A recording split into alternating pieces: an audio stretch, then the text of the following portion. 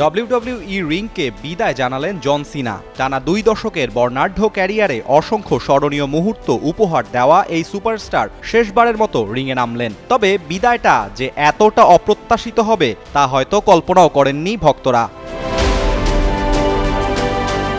যুক্তরাষ্ট্রের ওয়াশিংটন ডিসির capital one অ্যারেনায় স্যাটারডে নাইটস মেইন ইভেন্টে অনুষ্ঠিত হয় সিনার বিদায়ী ম্যাচ। প্রতিপক্ষ ছিলেন the last time is now খ্যাত গুন্থার।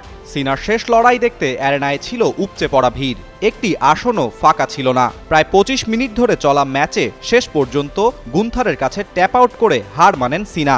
20 বছরের পেশাদার ক্যারিয়ারে এই প্রথম কোনো ম্যাচে ট্যাপ আউট করলেন তিনি, যা দেখে হতভম্ব হয়ে যায় পুরো অ্যারেনা। অনেক ভক্তের হতাশা ও ক্ষোভ প্রকাশ পেলেও সিনাকে দেখা যায় পুরো সময় শান্ত ও সংযত থাকতে। গুন্থার আগে রিংয়ে প্রবেশ করলে দর্শকদের দুয়ো শুনতে হয়। এরপর নিজের চেনা থিম সংয়ের তালে রিংয়ে নামেন 17 বারের বিশ্ব চ্যাম্পিয়ন জন সিনা। সেই মুহূর্তে করতালি আর উল্লাসে মুখর হয়ে ওঠে পুরো স্টেডিয়াম। এভাবেই এক আবেগঘন ও নাটকীয় ম্যাচের মধ্য দিয়ে WWE রিংকে বিদায় জানান রেসলিংয়ের অন্যতম বড় তারকা জন সিনা।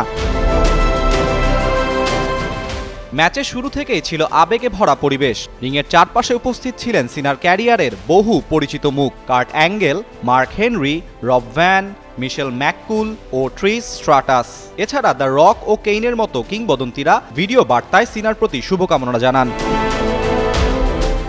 শুধু রেসলাররাই নয়, সিনাকে সম্মান জানিয়েছে গুগল। তার অবসরের জন্য গুগল তার ডুডলে সিনার হাত যুক্ত করেছে। জন সিনা লিখে সার্চ করার পর সেই হাত দেখা যাবে, আর সেখানে ক্লিক করলেই পুরো পেজটি অদৃশ্য হয়ে যাবে, যার অর্থ হচ্ছে আজকের পর আর দেখা যাবে না সিনাকে।